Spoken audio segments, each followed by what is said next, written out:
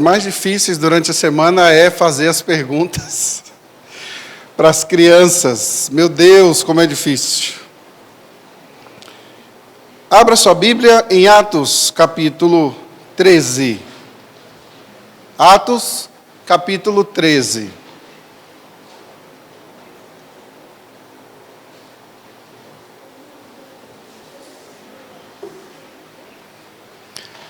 Atos, capítulo 13. Nós iremos ler do versículo 13 ao versículo 41.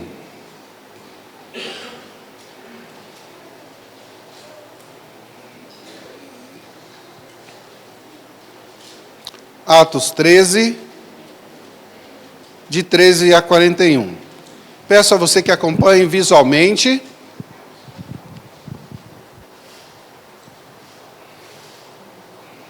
O texto que diz assim: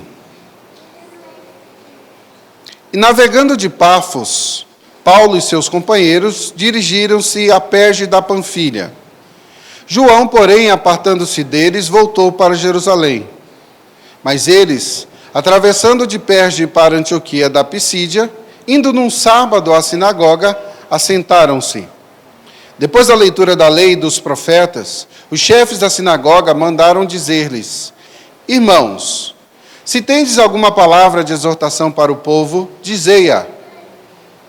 Paulo, levantando-se e fazendo com a mão sinal de silêncio, disse: Varões israelitas, e vós outros que também temeis a Deus, ouvi. O Deus deste povo de Israel escolheu nossos pais e exaltou o povo durante a sua peregrinação na terra do Egito, onde os tirou com braço poderoso. E suportando-lhes os maus costumes, por cerca de 40 anos no deserto, e havendo destruído 7 nações na terra de Canaã, deu-lhes essa terra por herança. Vencidos cerca de 450 anos, depois disto lhes deu juízes, até o profeta Samuel. Então, eles pediram um rei, e Deus lhes deparou Saul, filho de Quis, da tribo de Benjamim, e isto pelo espaço de 40 anos.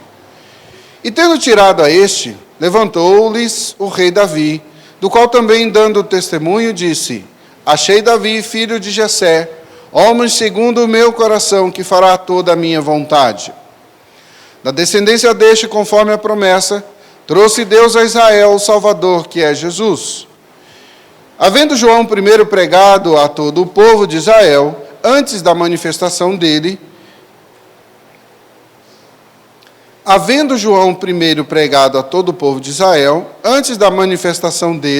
batismo de arrependimento. Mas ao completar João a sua carreira, dizia: Não sou quem supondes, mas após mim vem aquele cujos pés não sou digno de desatar as sandálias. Irmãos, descendência de Abraão e vós outros, os que temeis a Deus, a nós nos foi enviada a palavra desta salvação.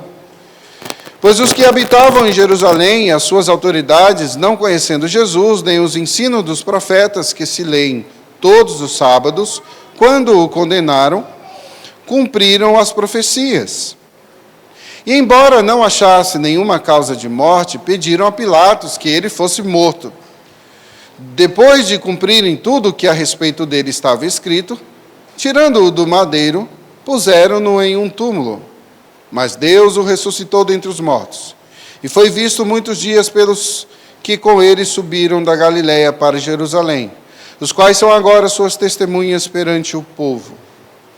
Nós vos anunciamos o evangelho da promessa feita a nossos pais, como Deus a cumpriu plenamente a nós, seus filhos, ressuscitando a Jesus, como também está escrito no Salmo 2: Tu és meu filho, eu hoje te gerei.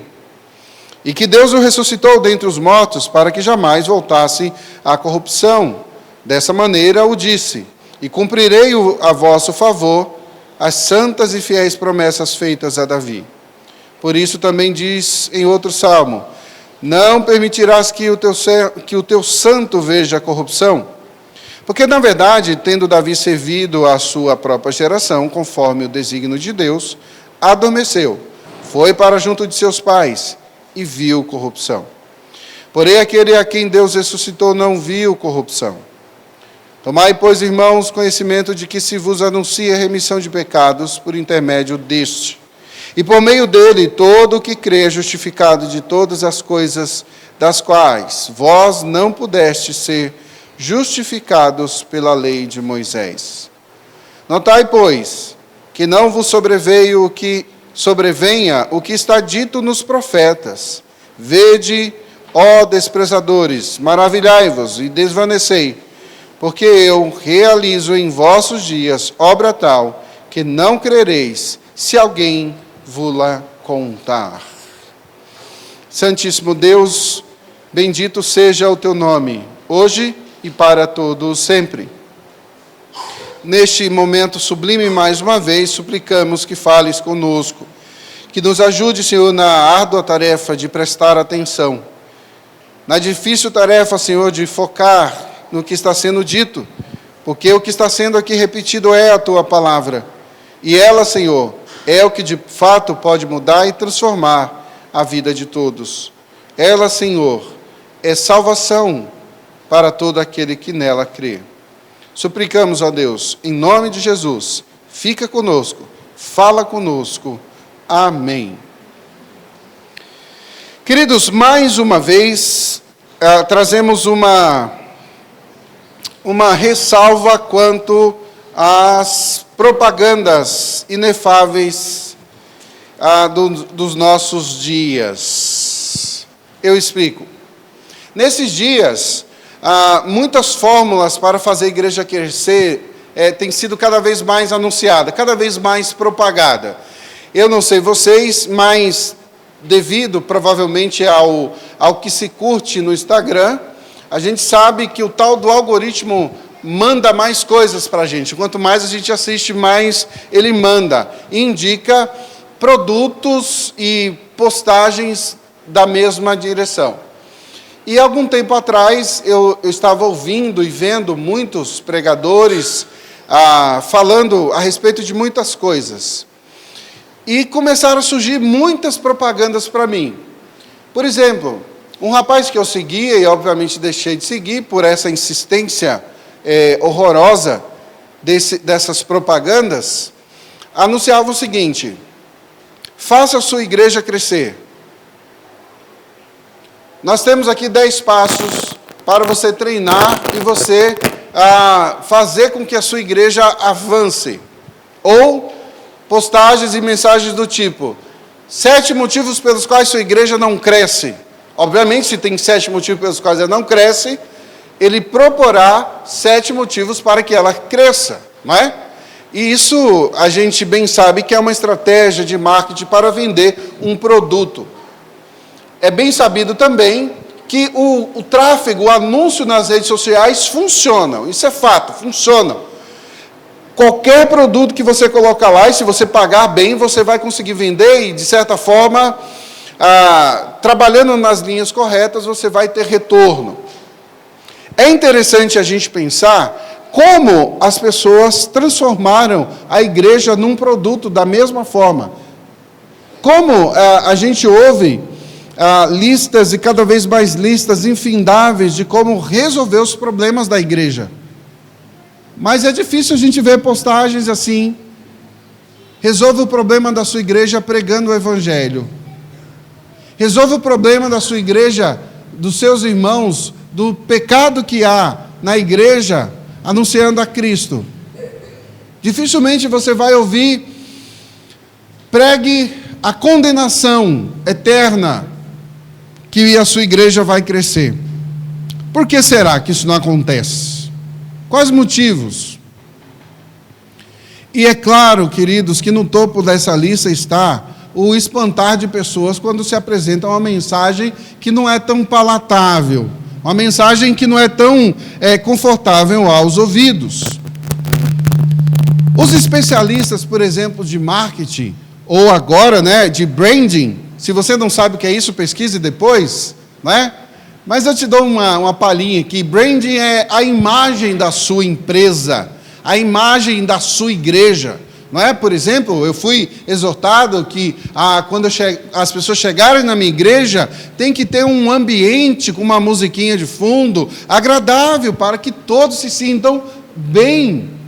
O nome precisa estar, assim, muito claro, precisa, sabe, essas dicas que são até legais, mas morrem ali. Esse não é o problema da igreja. Se assim não fosse, a igreja não tinha crescido em catacumbas, como foi no passado. Se assim não fosse, a igreja não tinha crescido quando as pessoas se escondiam pelo meio do mato para fugir da perseguição. O evangelho não tem nada a ver com marketing ou com branding. O evangelho não tem nada a ver com essas listas que esses ditos chamados pragmáticos têm anunciado por aí. E quando eu digo pragmático, é aqueles que estão anunciando que se você começa um trabalho, a igreja tem que crescer e tem que ser organizado, um número bom, número grande em 3, 4 anos no máximo. Prendendo assim a ação do Evangelho, do Espírito Santo ao tempo. Aprenda como a não perder membros. Essa é boa, não é? Eu queria saber que segredo é esse. Tem mais. Faça a sua igreja ser relevante. Gente, eu não estou inventando isso aqui, não. Eu recebi mesmo. Eu recebo essas propagandas. Tem mais. Tenha um ministério eficaz. O pastor, né? E olha que lá na minha descrição não está escrito pastor. Queridos, vejamos o que Atos 13, de 13 a 41, tem a nos ensinar sobre o avanço da igreja, sobre o avanço do evangelho, e no que consiste a verdadeira mensagem missionária. Como eu havia prometido, desse texto extrairemos aí algumas lições com essa equipe missionária que fez assim, que transtornou o mundo na sua época. Nos capítulos 13 e 14, nós vamos ver aí o período intenso dessa atividade missionária, que nós já iniciamos a análise lá no início do capítulo 13, do verso 1 até o verso 3. Havia na igreja de Antioquia apóstolos e profetas e mestres. Aí dá aquela lista que nós vimos 2 domingos atrás. Verso 2, e servindo eles ao Senhor, jejuando, disse o Espírito Santo, desse grupo aí, separe Barnabé e Saulo para a obra que os tenho chamado. E assim foi feito, e levados pelo Espírito Santo, como diz o versículo número 4, enviados pelo Espírito Santo, desceram a Seleucia, e dali navegaram para Chipre, chegado a Salamina, e assim o Evangelho foi avançando. Também, nós vimos, no último domingo, o avanço missionário nessas cidades, e vimos também Paulo enfrentando aí o bruxo Elimas. Sim, o bruxo. Esse é o desígnio que é dado a ele aí por Lucas, que escreve Atos. Então, esse bruxo tentava aí impedir a pregação do evangelho, e especificamente a pregação para um líder romano, o procônsul, governador daquela região, chamado Sérgio Paulo. E como nós vimos também, como Sérgio Paulo respondeu a essa oposição, aliás, como o apóstolo Paulo respondeu a essa oposição no momento que pregava para Sérgio Paulo, amaldiçoando o bruxo e fazendo com que ele ficasse cego. E ali aprendemos mensagens, tanto práticas como reflexivas, e mensagens espirituais que estavam estampadas claramente ali no texto. Como, por exemplo, enquanto aquele que é chamado Filho de Jesus, o significado, o Filho do Salvador ou da salvação, significado do nome Bar Jesus, vimos que ele era filho da perdição e estava ali impedindo o avanço do evangelho, pelo menos tentando impedir. E nós vimos também que este fica cego enquanto os olhos do governador é aberto. E vimos que o apóstolo Paulo, à luz do que acontece com ele mesmo, ficando cego no momento da sua conversão, sendo curado após e tendo seus olhos libertos, nós vimos que o Evangelho entrou em sua vida, no seu coração, transformou a sua vida e fez ele enxergar a verdadeira luz, o Senhor Jesus Cristo. A partir daqui veremos os missionários avançando em um sermão de Paulo que ressalta alguns desses aspectos importantíssimos da missão. A partir daqui, do verso de número 13, relembrando todo esse contexto que fizemos agora, passemos então ao verso de número 13. Mas antes de ler propriamente o verso 13 em diante, vejamos aí o que Paulo está fazendo aqui. Nós temos aí muitos versículos para analisar. Vamos entender primeiro o que Paulo está fazendo. Na primeira parte, Paulo mostra para nós, o texto vai mostrar para nós, aliás, não é? Lucas mostrando para nós, que Deus é quem faz o Evangelho avançar. Parece óbvio, né? Mas às vezes a gente se perde no meio de muitas coisas e não consegue enxergar isso. Deus é quem faz o Evangelho avançar. Segundo, nesse texto também iremos ver que apresentar a Cristo é foco da missão. Mas, pastor, isso mais uma vez é muito óbvio. Se é tão óbvio, por que a igreja tem tanta dificuldade de apresentar Cristo como solução para os problemas das pessoas? E eu não digo apenas dos problemas diários, mas o problema real, eterno da humanidade, que é a condição de pecadores. E por último, veremos que a graça impulsiona a missão. Deus faz com que o Evangelho avance. Apresentar Cristo é o foco da missão. E a graça impulsiona a missão. Então vamos ver aí a primeira parte do verso 16, do verso 13 em diante. E navegando de Pafos, Paulo e seus companheiros dirigiram-se a Perge da Panfília. Estou no versículo 13, tá? João, porém, apartando-se deles, voltou para Jerusalém. Mas eles, atravessando de Perge para Antioquia da Pisídia, indo num sábado à sinagoga, assentaram-se. Depois da leitura da lei e dos profetas, os chefes da sinagoga mandaram dizer-lhes: irmãos, se tende alguma palavra de exortação para o povo, dizei-a. Nós começamos do verso 13 ao verso 15, já observando aqui algumas dificuldades. A primeira delas é que a equipe está desfalcada, vamos dizer assim. Porque João, o João Marcos, tá bom? A gente vai falar dele na terceira vez que ele for aparecer mais à frente, mas esse João Marcos aqui é aquele que entra na comissão evangelística, nesse grupo missionário. Só que agora, navegando para Pafos, enquanto eles vão se dirigem a Perge da Panfília, uma outra localidade, esse mesmo João, apartando-se deles, volta para Jerusalém. A gente não sabe os motivos, a gente não sabe ainda aqui se houve alguma briga, se houve uma desistência, se João era frágil, se João tinha medo. Como nós falamos na semana passada, a gente sabe que se envolver com a pregação do Evangelho, nós vamos ter oposição. E não é para qualquer um de fato. Somente crentes firmes no Senhor conseguem prosseguir, resistir até o fim. E parece-nos que João aqui desistiu da caminhada. Então a equipe missionária aqui tem o seu primeiro desfalque, vamos dizer assim. E o cansaço, a dor, o medo, podem ter chegado até o coração de João Marcos. E ele volta para Jerusalém. E o texto diz que, mas eles atravessando de Perge para Antioquia da Pisídia. Lembra? Nós temos 3 Antioquia da Panfília, Antioquia da Pisídia, ok? Nós temos essas aqui que a gente não pode confundir. Aqui já é outra Antioquia da Pisídia. Indo num sábado à sinagoga, assentaram-se.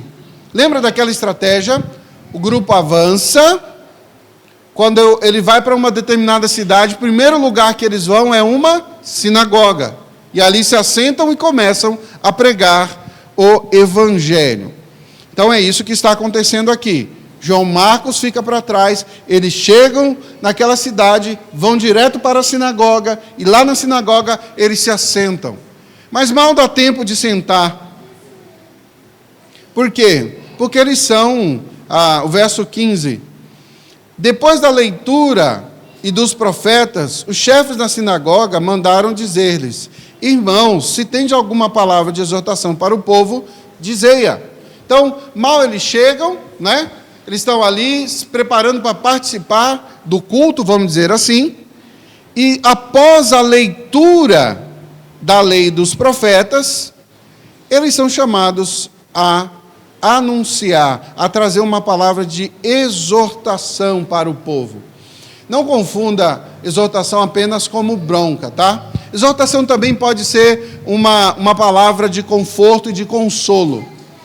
Exortação pode ser uma chamada à igreja a perseverar, a permanecer firmes, a voltar efetivamente para os caminhos do Senhor. E aqui começa o sermão do apóstolo Paulo. Ele é chamado para pregar e ele responde a esse chamado, a essa pregação. E aqui podemos perceber algumas informações importantes. Paulo começa dizendo que Deus escolheu nossos pais e caminhou com eles. O que isso quer dizer? Os pais aqui são os patriarcas, certo? Os homens que Deus escolheu lá no passado para liderar a sua igreja. Também somos informados que, pela primeira vez aí, que o reinado de Saul durou 40 anos. E isso é muito interessante, dado as dificuldades que nós encontramos com o reinado de Saul. E quanto trabalho Saul deu, como a gente pode ver ali no versículo 21. Então eles pediram um rei e Deus lhes deu. E Deus lhes deparou Saul, filho de Quis, da tribo de Benjamim. E isso pelo espaço de 40 anos. Então somos informados, né, desse ministério longínquo de Saul. Mas antes de chegar lá, perceba o que Paulo está fazendo. O verso 16. Levantando-se e fazendo com a mão sinal de silêncio, disse: varões israelitas, e vós outros que também temeis a Deus, ouvi. Aqui ele está se comunicando com judeu, filho de judeu, né? Varões israelitas, homens de fato do povo de Deus, e também aqueles outros que estavam ali de repente ouvindo, que não eram convertidos ainda, ou simplesmente espectadores, mas que eram homens tementes a Deus. Nós nos deparamos com alguns desses homens no passado aqui, no início dessa série em Atos. Então ele está se dirigindo àquele grupo heterogêneo, né? Não tinham somente judeus lá. E Paulo está falando com eles. Pede silêncio para eles, pede que eles prestem atenção. E ele começa dizendo: o Deus deste povo de Israel escolheu os nossos pais e exaltou o povo durante a sua peregrinação na terra do Egito, de onde os tirou com um braço poderoso. Lembra que antes dele, logo depois que ele chega na sinagoga, o que é feito? No verso 15? Depois da leitura da lei e dos profetas, a Bíblia estava sendo lida, Paulo prestou atenção e agora começa a pregar sobre a Escritura.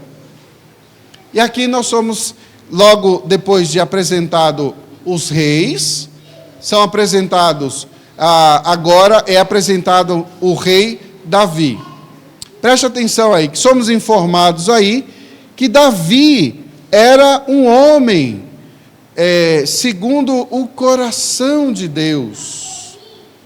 Davi é um homem que amava ao Senhor. E da semente de Davi viria o Salvador. Olha aí o verso 22. E tendo tirado este, levantou-lhes o rei Davi, do qual também dando testemunho disse: achei Davi, filho de Jessé, homem segundo o meu coração, que fará toda a minha vontade. E esse é um termo que já gerou muita discussão. Como assim segundo o coração? Mesmo Davi, que matou milhares de pessoas, o mesmo Davi que adulterou, o mesmo Davi que mandou matar um dos seus soldados para ficar com a mulher dele, o mesmo Davi que mentiu descaradamente na cara de Samuel, o seu líder, o seu pastor, é esse mesmo.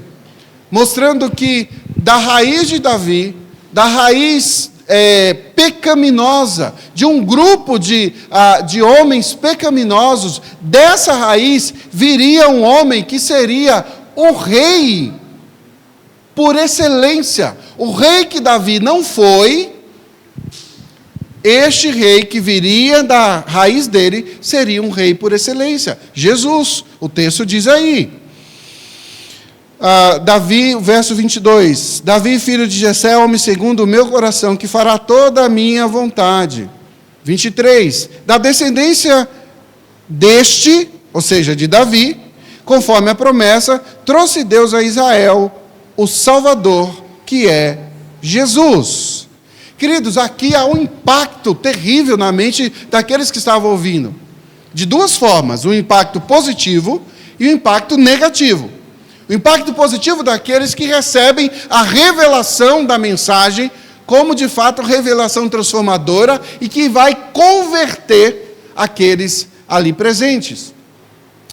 E, de fato, negativo para aqueles que ouvem a mensagem e endurecem seu coração e, com eles empedernido, se colocam diante dos apóstolos para confrontá-los e dizer: que loucura é essa que vocês estão falando? Não perca isso de vista, porque aqui é um sermão do apóstolo Paulo, que ele começa falando dos patriarcas, dos profetas, dos reis. Aí agora, quando ele chega na linhagem do rei perfeito, percebeu que todos esses são tipos de Cristo, e Paulo está aqui introduzindo o assunto que iria chegar no auge, que é Jesus. Ele está mostrando aqui a liderança que Deus estabeleceu, os reis que vieram, os juízes que vieram. Você percebeu isso no texto? Os juízes que vieram, no verso 20, vencidos cerca de 450 anos, depois disso lhes deu juízes, até o profeta Samuel.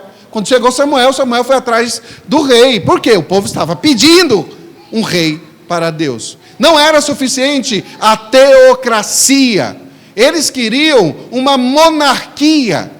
E Deus mostrando para eles o tempo inteiro: eu cuido de vocês, o que é bom para vocês é uma teocracia, o governo de Deus sobre vocês. E o povo insiste, de forma pecaminosa, insiste, e Deus, ok, dá para eles o que eles estão pedindo. E lhes dá o rei, que é esse rei trágico chamado Saul, por 40 anos.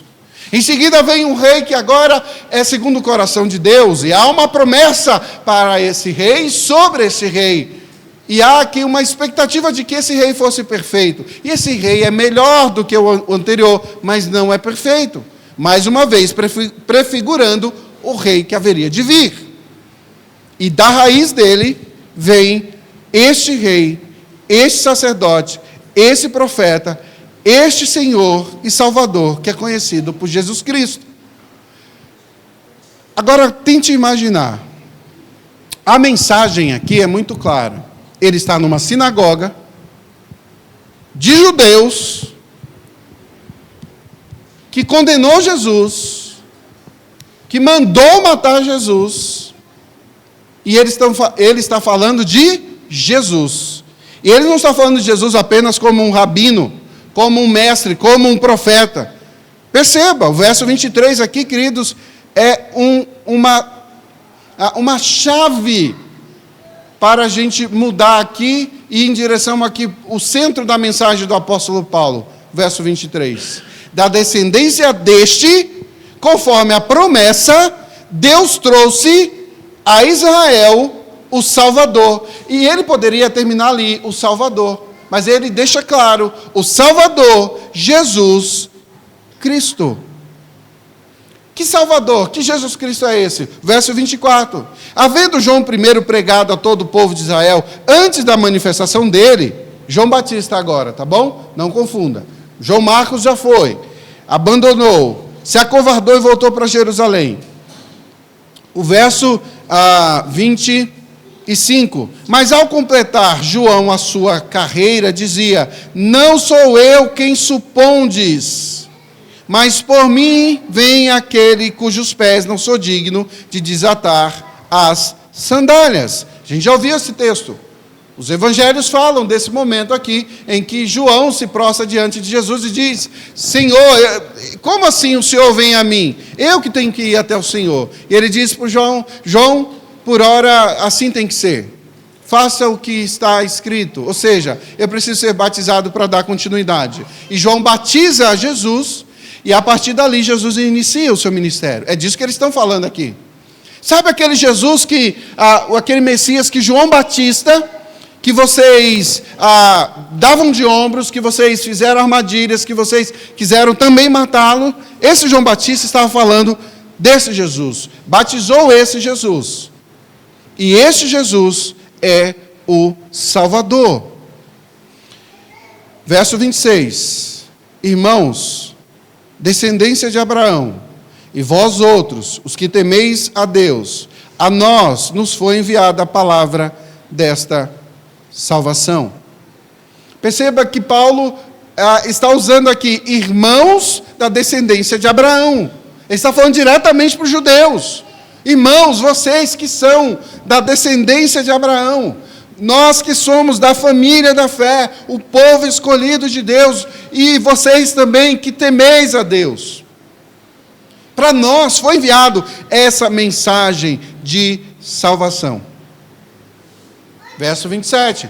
Pois os que habitavam em Jerusalém e suas autoridades, não conhecendo Jesus, nem os ensinos dos profetas que se leem todos os sábados, quando o condenaram, cumpriram as profecias. O que eles estão fazendo?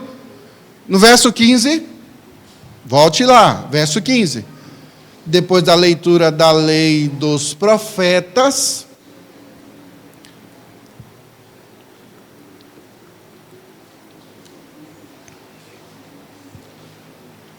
outra pancada que o apóstolo Paulo dá. Porque ele está deixando claro: vocês não entenderam a Bíblia de vocês. Vocês não entenderam a mensagem. Os profetas falavam dele. Os textos falam dele. E vocês os condenaram. E sabe por que vocês condenaram? Para que se cumprisse a profecia. Verso 28. E embora não achasse nenhuma causa de morte, pediram a Pilatos que ele fosse morto. Injustamente. Depois de cumprirem tudo o que a respeito dele estava escrito, tirando-o do madeiro, puseram-no em um túmulo. Mas Deus o ressuscitou entre os mortos. E foi visto muitos dias pelos que com ele subiram da Galiléia para Jerusalém, os quais são agora suas testemunhas perante o povo. Verso 32. Nós vos anunciamos o evangelho da promessa feita a nossos pais, como Deus a cumpriu plenamente a nós, seus filhos, ressuscitando Jesus, como também está escrito no Salmo 2.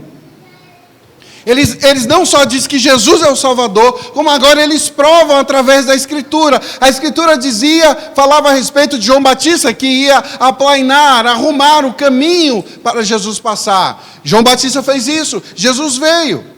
As Escrituras, os profetas falam que ele iria morrer, que ele seria entregue nas mãos dos seus inimigos, como diz o verso 28, e eles foram entregues. Ele seria traído pelo seu povo, ele foi traído pelo seu povo.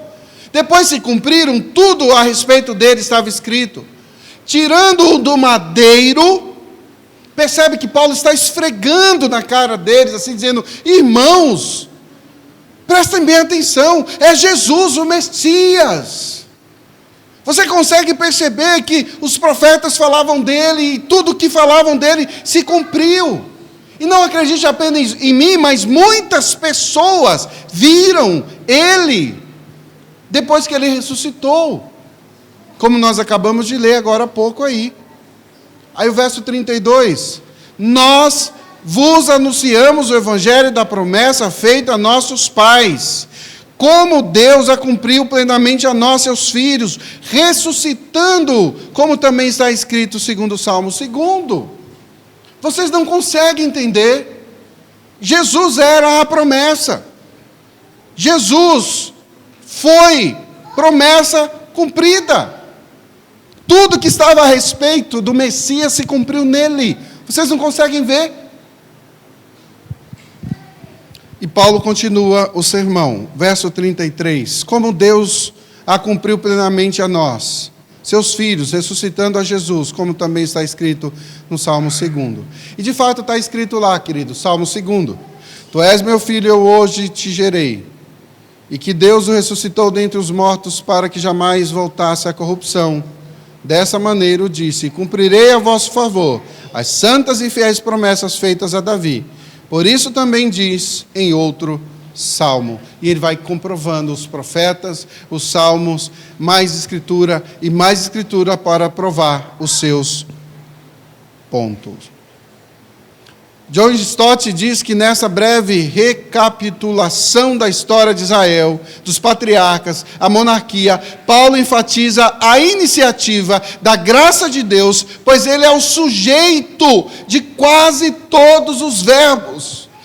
Deus abençoou, Deus protegeu, Deus guiou, Deus ressuscitou, Deus trouxe a vida, Deus justificou, Deus transformou, Deus fez com que a mensagem chegasse até vocês e vocês não viram.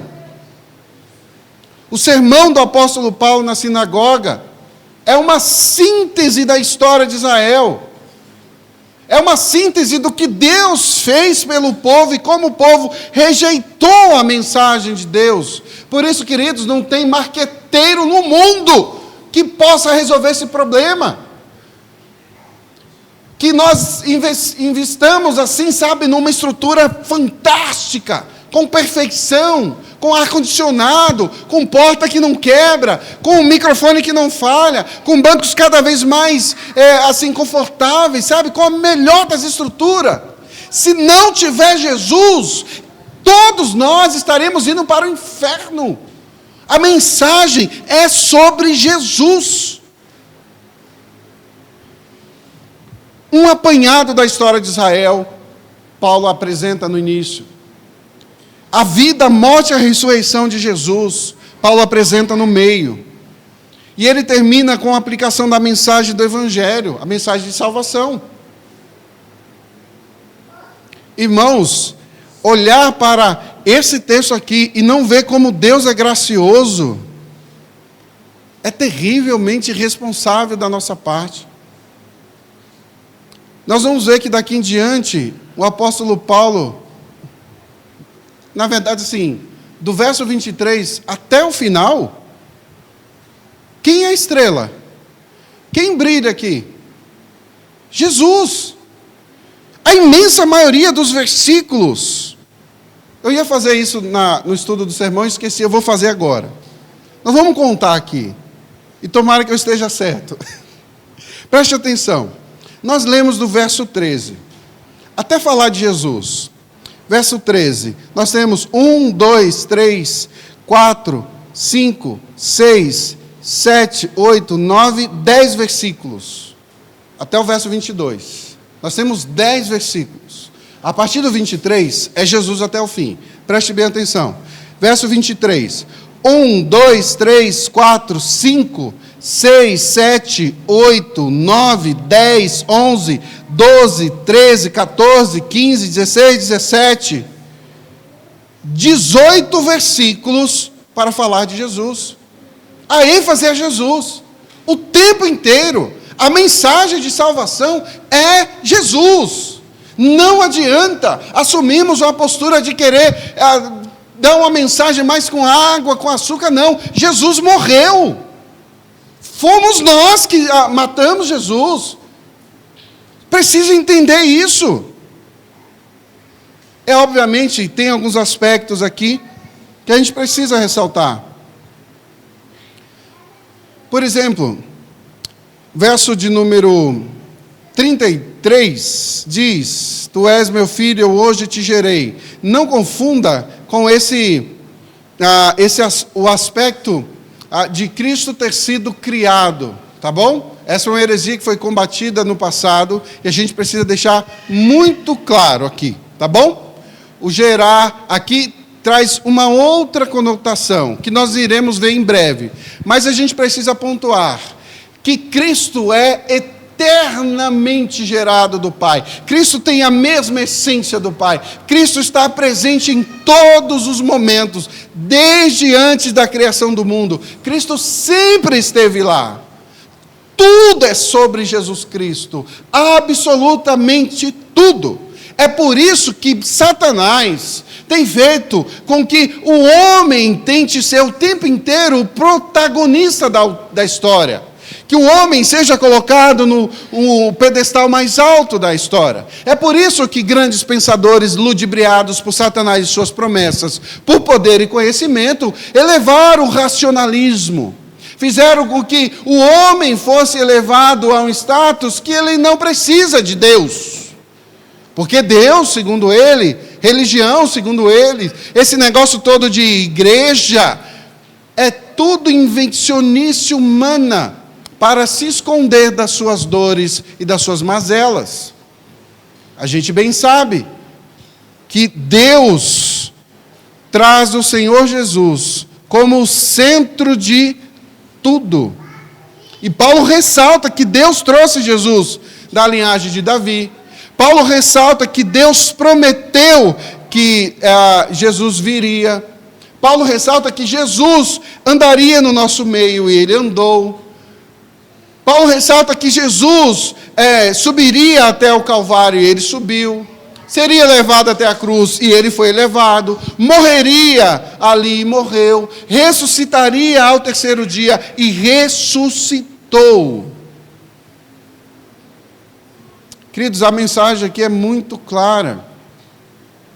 Jesus é o centro, é o foco da missão. Crianças, guardem essa informação. A quem você deve ressaltar, de quem você deve falar no momento que você for evangelizar os seus amiguinhos? Sobre Jesus. A obra de Jesus é a mensagem mais importante que você precisa anunciar para as pessoas. Cuidado com essas mensagenzinhas que ficam agradando o seu coração e te chamando de vencedor, te chamando de importante, te dizendo que você é a coisa mais importante do universo. Você não é, esse posto tem dono e é Jesus Cristo. Todas as vezes que nos humilharmos perante Ele, receberemos graça sobre graça, misericórdia sobre misericórdia, e teremos o nosso coração plenamente satisfeito. Enquanto caminharmos em busca de solução aí fora, enquanto caminharmos em busca de solução em relacionamentos, em prostituição, em vícios, nós iremos naufragar. É tão óbvio isso, e as pessoas não conseguem enxergar que Jesus é a solução, e Jesus deve ser o foco da missão. Lembra que nós falamos recentemente na escola dominical, ainda que nós levemos cesta básica, ainda que demos roupa, ainda que arrumemos um emprego, ainda que falemos que a pessoa deve ser um bom marido, uma boa esposa, um bom filho, fazer um curso, isso, arrumar um bom emprego, ser um bom cidadão. Se nós não falarmos que ela precisa crer em Jesus e irá para o inferno, do que adiantou uma boa faculdade? Do que adiantou aqueles anos todos trabalhando? Do que adiantou o tempo construindo família, educando filhos? Vão todos para o inferno.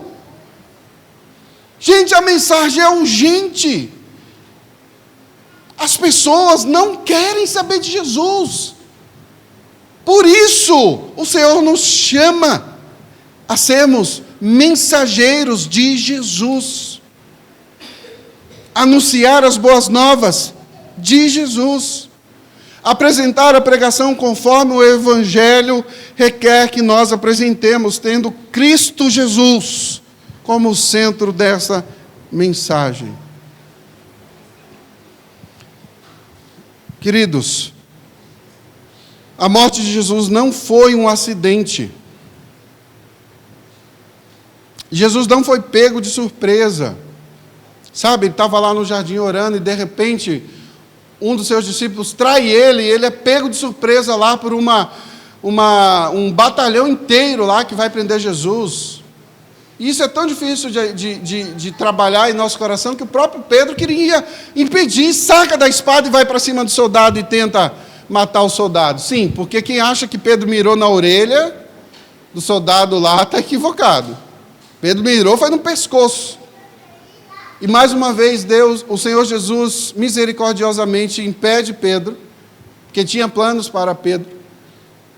Pega a orelha no chão e cura a orelha daquele homem, coloca a orelha naquele exato momento.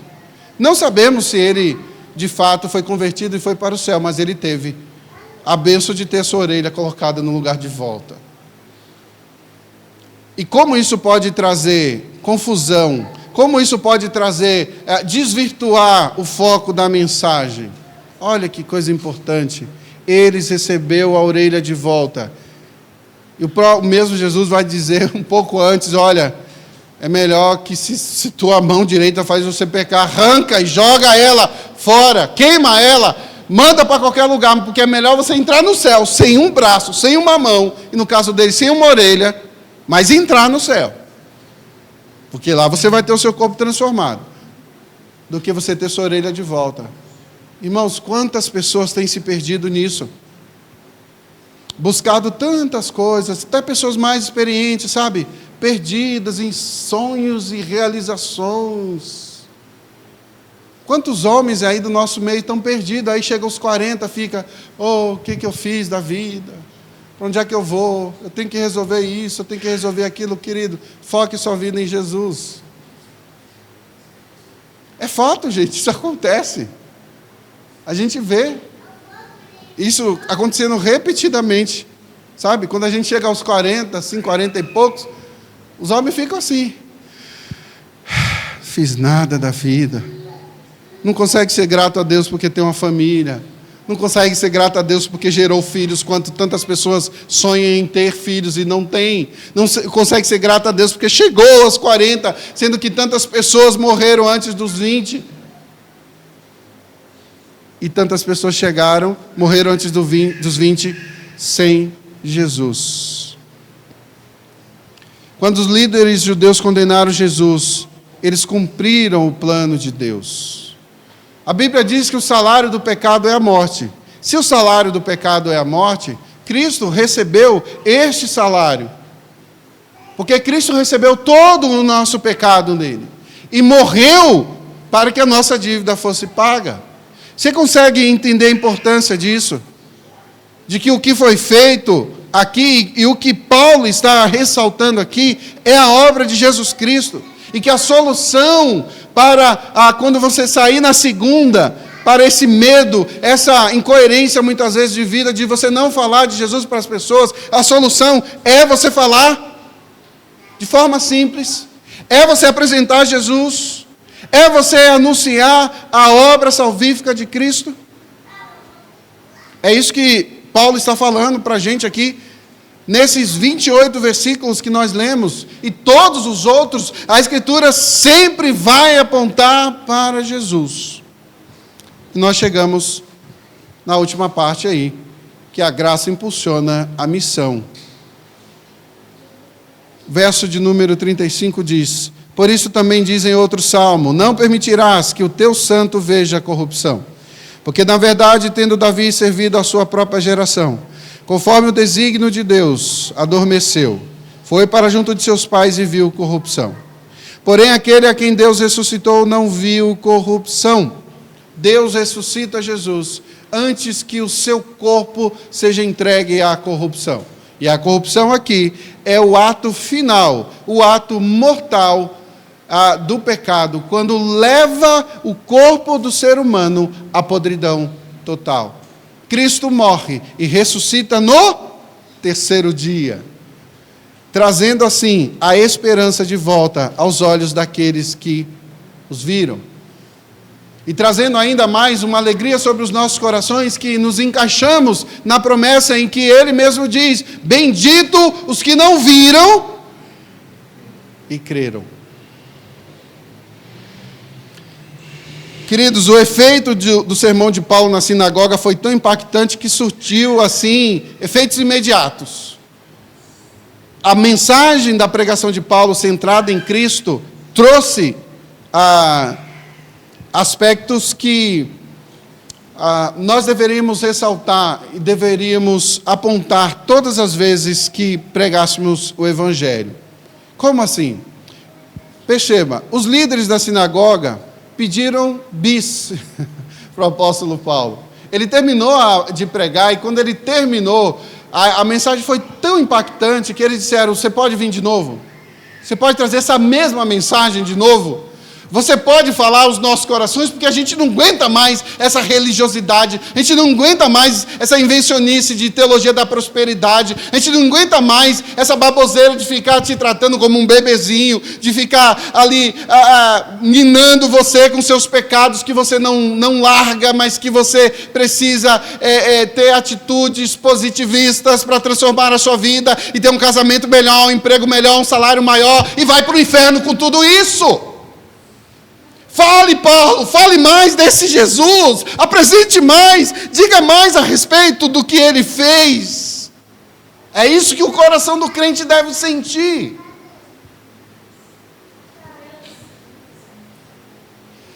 Eles queriam saber mais e muito mais.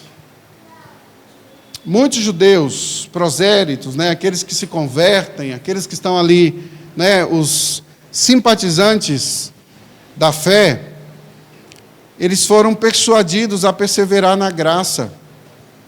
O verso 43 diz aí, despedida da sinagoga, muitos dos judeus e dos prosélitos piedosos seguiram Paulo e Barnabé, e este, falando-lhes, os persuadiam a perseverar na graça. O sermão terminou, Paulo e Barnabé indo embora, e outros seguindo eles, e peraí, fale mais, e ele: irmãos, perseverem na graça, continue amando o Senhor, continue crendo no Messias. E como eu falei no início, o Evangelho tem esse efeito duplo. Em alguns vai gerar quebrantamento, vai gerar mudança de vida, vai gerar reflexão. Outros, endurecimento. E tomados de inveja, esses que tiveram seus corações empedernidos, os judeus começam a blasfemar e contradiziam o que Paulo falava. Olha aí o verso 44 e 45, que nós iremos ver no próximo domingo. No sábado seguinte, afluiu quase toda a cidade para ouvir a palavra de Deus. Gente, quase toda a cidade afluiu para ouvir a mensagem. E o verso seguinte, 45, mas os judeus, vendo as multidões, tomaram-se de inveja e, blasfemando, contradiziam o que Paulo falava. Gente, eles não iam contra aqui a pessoa de Paulo, eles estavam indo contra o próprio Deus, porque eles blasfemavam. Blasfemar aqui, o que é? É falar contra, atribuir ações a Deus, a obra de Deus, a obra do reino, que não é. E dizer, por exemplo, como muitos diziam aqui no período do ministério de Jesus, ele está fazendo essas coisas no poder de Satanás, de Beelzebu, maioral dos demônios. Não era qualquer um que eles atribuíam às obras de Jesus. Eles diziam que Jesus estava endemoniado. Queridos, e Paulo estava ali com eles, querendo que eles soubessem que a salvação é um presente, não uma recompensa.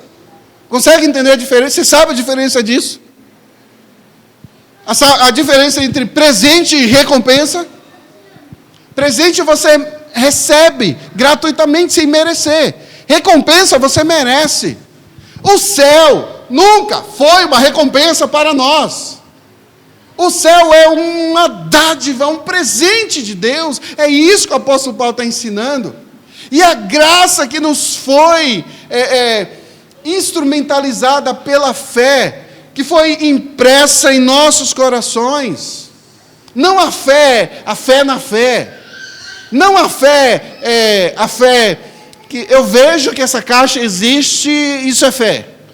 Não essa estranha coisa que muitos dizem por aí. Você tem fé? Não, eu tenho fé que vai dar certo. Não é isso não. Isso é irresponsabilidade. Isso não é fé. Eu tenho fé é você crer em Jesus para a salvação. Isso é fé. O resto é bobagem. Porque a gente sabe. Tínhamos vários planos para 2020. Não é? Tínhamos vários planos para 2021. E nós fomos reduzidos a prisioneiros dentro de nossas próprias casas por um serzinho microscópico que trouxe a morte para milhões de pessoas no mundo inteiro.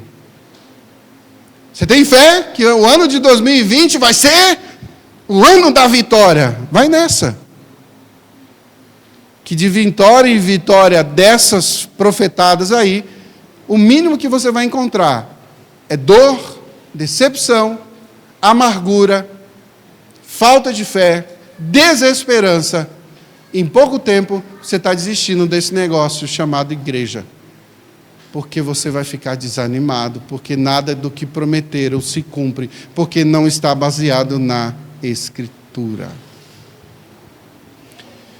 Queridos, a missão poderia ser considerada semelhante a qualquer outra atividade humana. Sabe? Qualquer outra atividade do bem, de mandar toneladas de comida para a África, mandar roupas e mais roupas, 1 quilo de alimento que junta lá, a missão poderia ser comparada a isso aqui. Se Jesus não fosse o centro. Eu concluo, queridos, ressaltando que a igreja missionária depende do seu Senhor para conduzi-la, como afirmei no último domingo. Crianças, mais uma vez, a pessoa mais importante é Jesus, o Senhor e Salvador. É Ele que você tem que anunciar, é dele que você tem que falar. Deus faz o Evangelho avançar e ninguém pode impedir este avanço. Apresentar a Cristo é o foco de nossa missão. Sem Jesus, nosso trabalho não serve para nada. A graça impulsiona a missão de forma que podemos perceber um amor indizível, um amor gracioso que nos alcança, eles pecadores que não queriam a graça divina, nunca almejaram o contato com Deus, mas que Ele graciosamente nos alcança. Algumas aplicações para a gente encerrar. Você precisa anunciar Jesus também.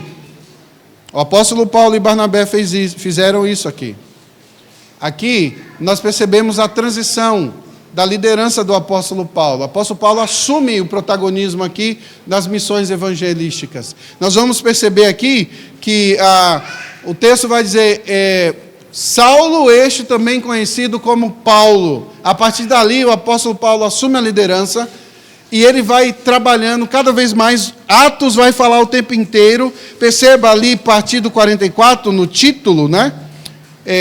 No 46, aliás, Paulo e Barnabé, vai ser o tempo inteiro assim. O apóstolo Paulo assume esse protagonismo e está nos ensinando lições preciosíssimas, queridos, para a gente aqui assumir.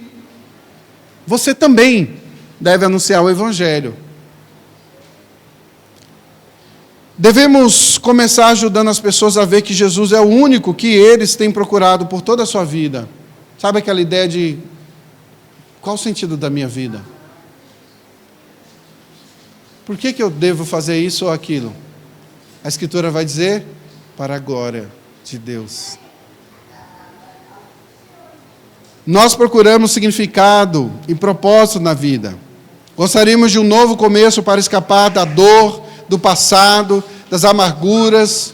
queremos ser perdoados, todos nós queremos ser perdoados, gostaríamos de ser reconhecidos, de saber que há alguém que nos conhece como realmente somos, que mesmo sendo pecadores e terrivelmente egoístas, Ele nos ama a si mesmo, a ponto de enviar o seu próprio Filho.